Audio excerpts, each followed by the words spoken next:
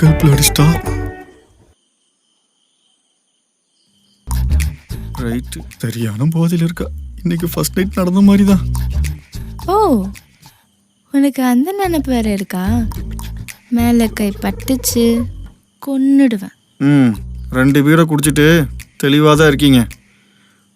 நான் போய் தூங்குறேன். ஏய் உட்காருடா, உட்காரு. போதையில் வாடா போடான்லாம் பேசுகிறா.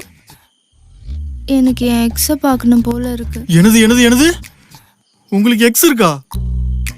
ஆமாடா, இவ்வளோ அழகா இருக்கேன், எனக்கு ஒரு எக்ஸ் இருக்கக்கூடாதா?